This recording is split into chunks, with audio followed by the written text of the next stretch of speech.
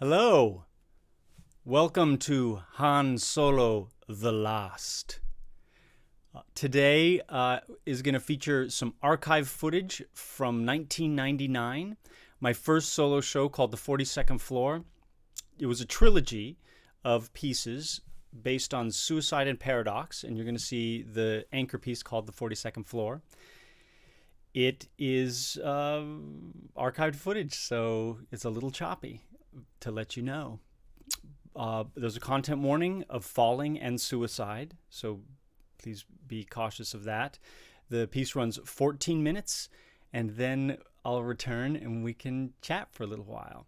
While you're watching the show, keep in mind, or something to look for, is every time I performed my early solo shows, my first three in particular, really first four, I would ask the technicians to give me something to improvise every night, sometimes two or three things.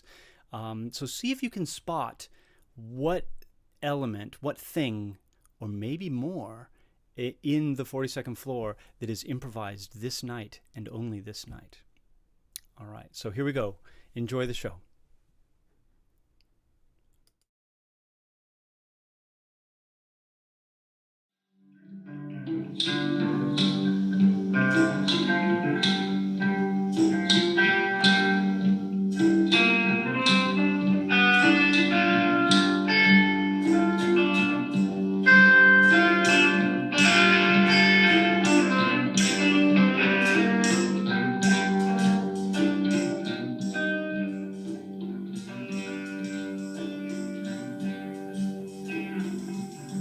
I've been having a recurring dream that I'm falling from this window.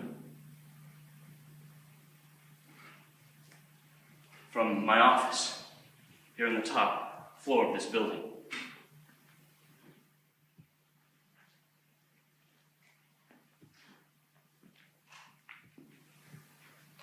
I'd never had a falling dream before. I've had flying dreams. But in flying dreams, you don't feel the effect of gravity. And in falling dreams, you feel gravity, but not in the way we normally think of it. I mean, gravity is so confining. And in a falling dream, you feel gravity in the downward pull. And you can hear it in the air rushing by your ears, and then feel it in the air rushing by your whole body. Now, the first dream I had was 42 nights ago. And that's really the first thing I remember, was that sense of falling. But then I remember seeing the sky and the clouds drifting by. And I could see the tops of the office buildings, in the high-rises in the area. And then I could see my building. I could see inside my office. I saw Shannon and Steve and Philip. Now, Philip was the first one to see me, and he dropped a stack of financial reports. But then they all started to move towards the window. And they're moving in this slow motion pace, but I'm moving in this sped up, fast forward pace, but somehow in the dream it just meshes. But just about the point when they reach the window sill, I pass below it, and then I woke up.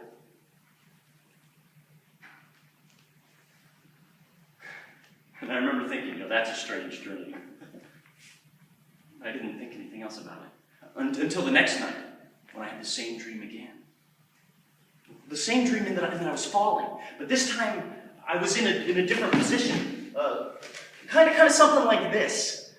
And this time the window that I passed by wasn't my window. It was a conference room of some kind, but I'd never seen it before. And there was a woman, a blonde woman in a gray pinstripe suit. She reminds me of my fiance. But there's a group of men sitting around a table, but their backs are turned to me. And she's delivering a presentation in front of a chalkboard. And I remember thinking, that's strange that she should have a chalkboard in this day and age. If she doesn't have a computer monitor to give a proper presentation, she should at least have an overhead transparency screen or something. But she sees me, and she screams. A horrific, blood-curdling scream. It must sound that way. I can't hear it because the window's closed. But I can see this B-movie scream, this... And then I woke up. Now, by the third night, I knew that it was a recurring dream because it was the third night. But it wasn't until the 16th night that I began to understand what was happening. I know what you're thinking. You're thinking 16 nights of the same dream that's pretty outrageous, and well, someone should seek help. And I thought about it. I thought about seeing a psychiatrist or a psychologist, but I figured I could save myself some money. So I did some research. I read some books, and I found out that stress is often the cause of recurring nightmares. Stress. So I took a vacation. I took 7 days off, and I continued to have these dreams every night, consecutively. Now, on the 16th night, I was falling in a position kind of something like this. And the window that I passed by was that of an insurance salesman. You could tell it was an insurance office by the State Farm logo on the wall. And there's a man sitting on the edge of his desk, the agent, and he's talking on the phone, and he's smiling and laughing. But it's a business call. You can just tell by the way he's smiling and laughing. He's a short man. He's thick, he's strong, almost powerful-looking man. I know this man. That's Phil Fields. He's my insurance salesman. He sold me life insurance, and that's a pretty hard thing to do. But that's when it hit me. Phil Fields' office is on the 26th floor of this building, exactly 16 floors below me here on the 42nd. 16. The number of nights I've been having this dream. Every night I'm dreaming one floor, one flight of this building.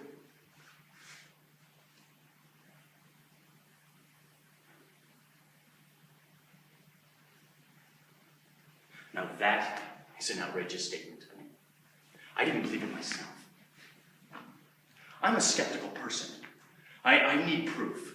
I needed to know the bottom line. I needed to do the figuring for myself. Do the numbers, make sure they add up. But I didn't know how to prove this. And then it hit me. The proof is in the details. The proof is in the details.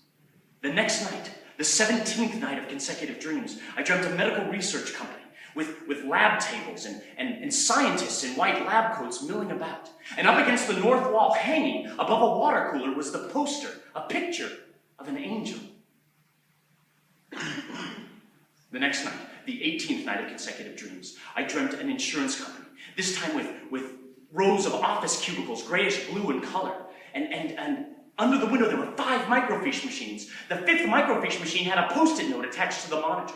Now every night after having these dreams, I would go into these rooms, these offices, every morning before work. I saw that same medical research company with that same picture of the same angel above the same water cooler. I saw the same insurance company with the same office cubicles, with the same 5 microfiche machines, with that 5th monitor with a post-it note on the monitor reading out the order. I looked out the same window that I had looked in the night before, and that's when I realized I'm psychic! I'm precognitive!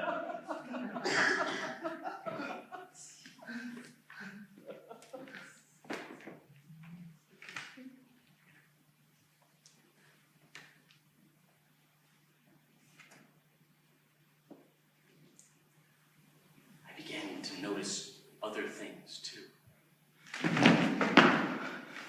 On the 29th night of dreams, I noticed the coffee shop across the street where I get coffee every morning. They have these fried bagels. They're bagels, but they're fried and they have sugar on them, kind of like donuts. They're really good. Now, on the 32nd night, I noticed the people walking up and down the street and the patterns that they make as they mill about. I could see the tops of their heads and the hats and the different hairstyles. Now, by the 36th night, people had begun to notice me. So by the 38th night, there was just a sea of faces looking up at me. Except, of course, for the spot right below where they had conveniently cleared a circle for my impact. But these were just the minor details. This wasn't the proof. The proof was always in the windows. And that's where I continued to pay close attention to, like dreamtime attention. I remember everything, every single detail, every detail. I remember the coffee mug that was hanging on the 38th night. It was hanging on the edge of a desk, just sitting there about halfway ready to fall. And there are people running around this desk, but it never fell. I remember on the 39th line, a woman wore a blue sequined dress. It was an evening gown. She was wearing it during the day. I didn't understand that. And then at the 39th, the 40th, the 41st,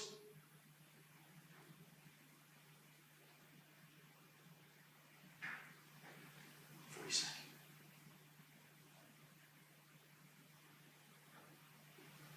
That was last night.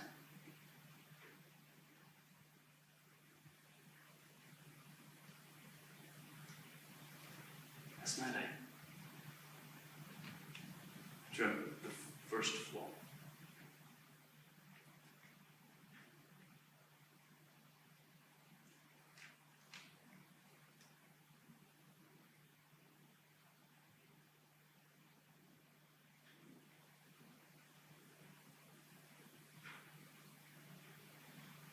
It was a psychologist's office.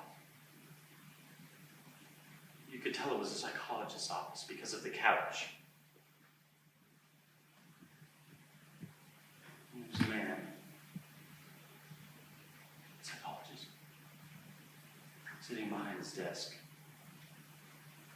There's a green lamp on the desk, but it's not turned on.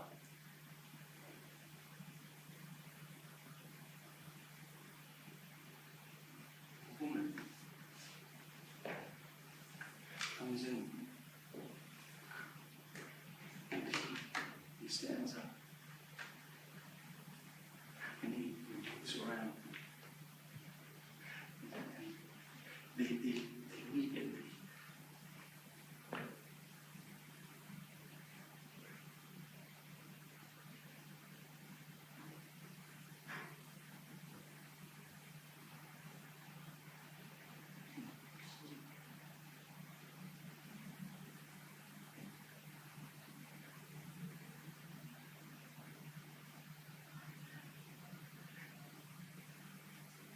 It's blonde, very curly, but it's just natural. I mean, she doesn't dye it.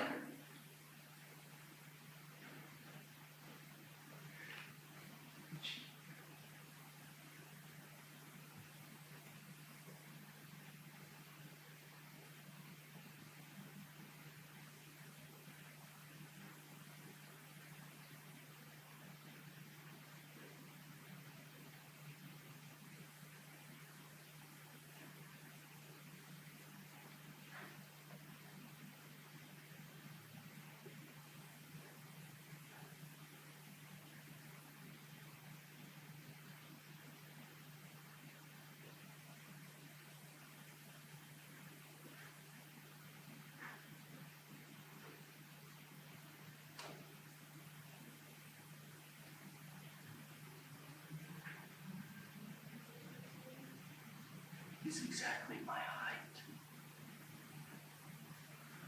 I know this because I know the way she fits.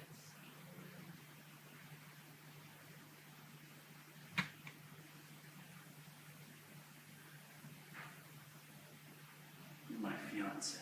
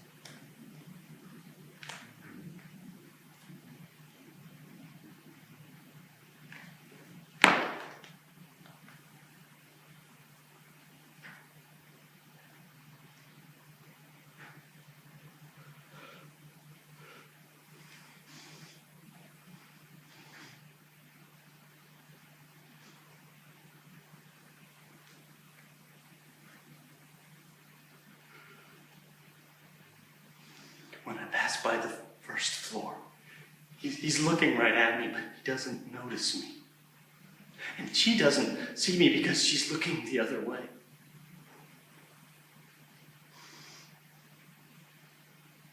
She'll see me after.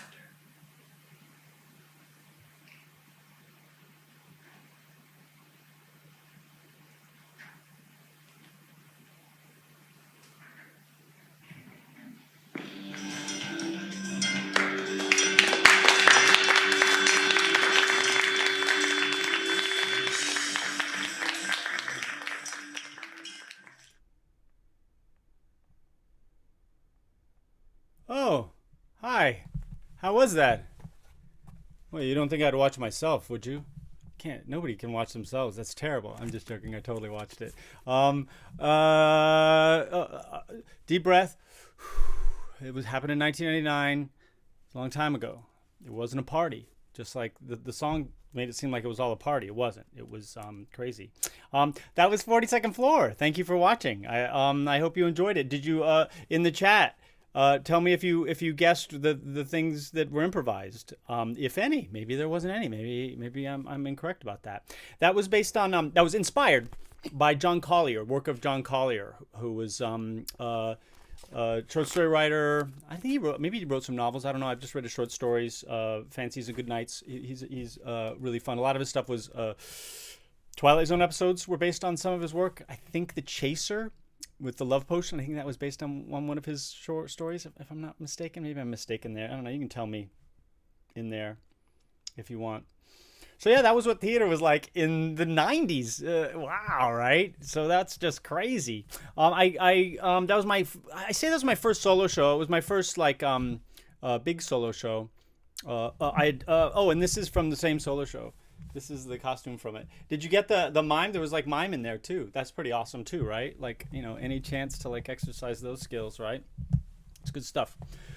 So I don't know where the idea came from for this. It was just like, I really don't remember. I think I was like, in sort of like a sleepy, dreamy space, just trying to think of, God, what would John Collier write, or something like that. I don't know. Maybe I stole it from him. I don't think so.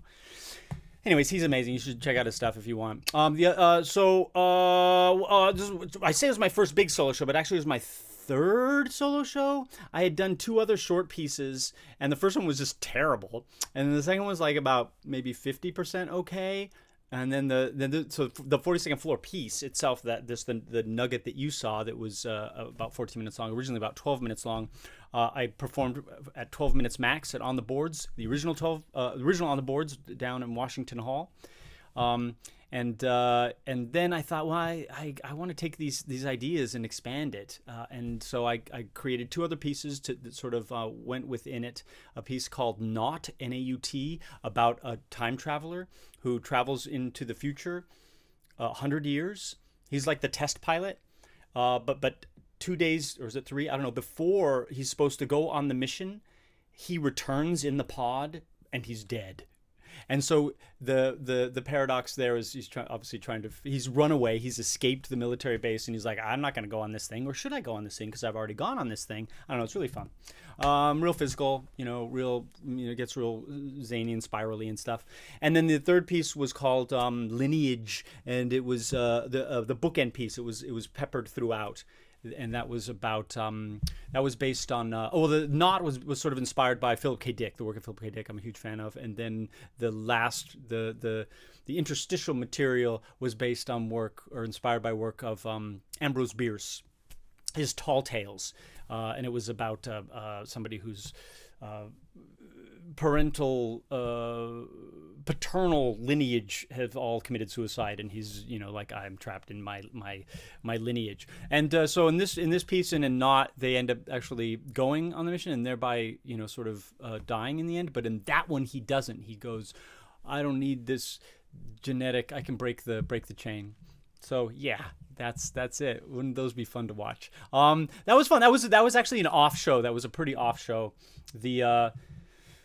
I remember it. I remember that show. It was a new camera. Jennifer Neel was doing the camera work, but it was new, and it was like we were just figuring it all out. So it was kind of jumpy. And the audience, even though I think it was sold out, it's a small theater, the Chamber Theater, But they were terrible. They were like dead. Because the first piece actually pops up in the audience, like I'm sitting in the audience and doing it with them. And I couldn't even sit in the audience because it was sold out. So I was sort of like down in front. And they were just like tired and old and ugh. So like by the time I got into this piece, I was like, oh no.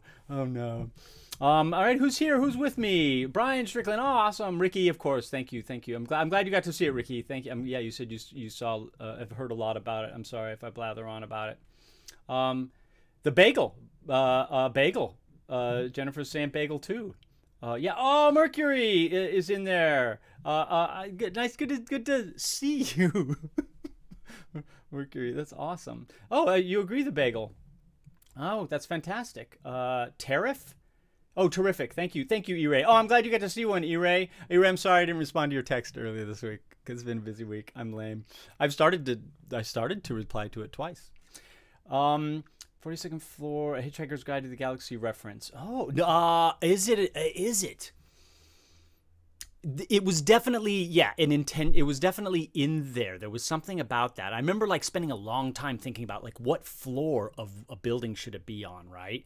And because I could make it like a really high building, like 90 whatever floors, but I felt like that was too much. And then it was like numbers sort of have what floor? The 32nd floor, the 28th floor. 42nd really kind of hit it. But I did definitely acknowledge the reference to Hitchhiker's Guide to the Galaxy. The bagels, you're sort of half right. The bagels was a legacy improv. I had improvised that in an earlier run. Maybe it was this performance. I think it might have been this performance. So the bagels, you're either right or you're sort of right. That was one I liked so much, the sugar bagels, so much that I kept it. Sometimes in and out. Sometimes the snack changed a little bit, but I liked the sugar bagels. There were some other things. Sometimes what she wore was different. The gray pinstripe suit, that might have been something. Though I think that might have been like a tertiary reference to whatever suggestion I got. I'm an improviser at heart, being a King's Elephant person from ages. Yeah, they would be fun to watch. Hint, hint, Ricky. Okay, well, fine, great. Well, I have now I found this archive video. Actually, I think I have a pretty good video of Not. I have a different footage of Not that's pretty awesome. Hi, Megan. Hi, Brian. You guys are fighting for the name of Brian. I understand that. I totally get that. This was the first like big show that I really liked, and then I did a couple other shows. Toured them to Canadian Fringe. Started in the Canadian Fringe circuit, which I'd done with other groups, and did that. Took this and my third solo show to Australia, to Adelaide, the festival there, as well as performing it around different places there, and that was way fun. And Bronte and Rowan were really young.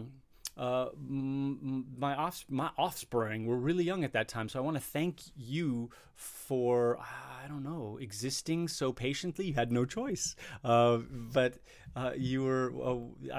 It was great to both be able to create and have a family as well. And so I don't know if you're even here. Maybe you're not even here. You're like, I'm not going to watch that. Whatever. I was.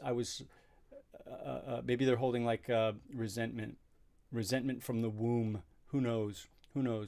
John Collier was a British writer. Yeah, there's that. What else should we talk about? Tours and stuff like that. I don't know. There's just so much. I mean, there's so many awesome things.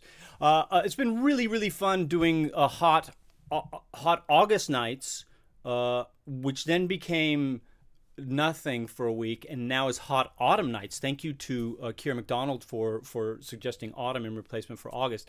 The Han Solo, the actually Star Wars reference was Jennifer's idea, which I didn't even get. She's like, dude, come on, man, geek cred, no way. You just blew that. I blew that. So I've been riding a coattail on that. So thank you for the community that comes in and helps. Always go to Keira McDonald for any title suggestions. I'm serious. I've done this before. I've been like, okay, I need a title, and she'll be like, no, that sucks. No, that's really bad. But then when you come up on the right one, she'll say, yeah, that one's all right. Yeah, right, Keira, right? You know it, right? Kira's not in Seattle anymore. No one's in Seattle right now because it's smoky. I hope everyone's taking care. And there's my kitchen is like full of smoke I don't like all the windows, everything is sealed, but it's like creeping in. So everybody stay safe. Everybody stay. I don't know, man. The world is crumbling, right? It's just crumbling around us. I don't want to go all negative. Not after a chippery show like that was. Woohoo! A hoedown sort of show there. Take care if school has started and all that sort of stuff. If I mentioned earlier, please leave a tip in the tip jar. Every little bit counts. My Venmo and my PayPal are at the top of the screen, and they'll be in the splash screen at the end here. Subscribe to the channel if you want. I'd like that. It's I don't know what it means, but do it because if I get 100, then I get to name my channel. Whew, so exciting. And then all the donations, half of everything is going to go to Brown Soul Productions, which is an amazing theater company in Seattle. They've been doing stuff for a while, but they have a theater space. Well, we'll have a theater space when everything this goes. They nurture and produce new work by women of color. I'm a huge fan. And I want to. So we got to support. We got to stick together. We got to support. Right. So far, made $100 for them, and that's every little bit counts. And thus ends Han Solo. I'm ending it here, but don't worry, I'm not going far. Next weekend, I'm gonna do a song through sing along of VOD Rats. On Friday, I'll do Act 1, and on Saturday, I'll do Act 2. Just the songs with interstitial banter, sort of DVD commentary. Do they do DVD? DVDs don't exist anymore. Do they do commentary? Does Netflix have like commentary tracks? No, I don't think they do. If they do, let me know. Let me know in this. But yeah, you can sing along. I just realized I can like post like the lyrics, and you can sing along. I'll do that for you. I'll post the chords and you can play along if you want. Let me know what you want. Email me, Facebook message me. Make a message in the comments here on this video, either the text or otherwise. It's really good to feel your presence, Mercury. Really good to feel your presence. I hope you're doing well.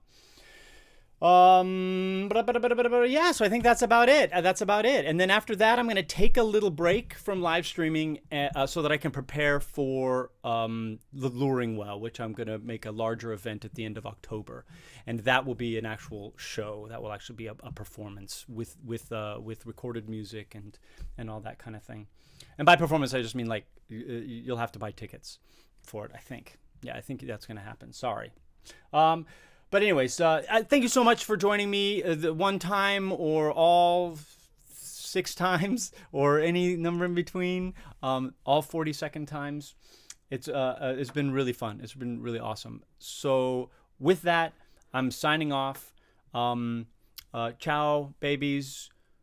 Be safe, be strong, find joy if you can. In any way you can, and spread the love, spread the solidarity. We need it. All right, see you next week. Ciao.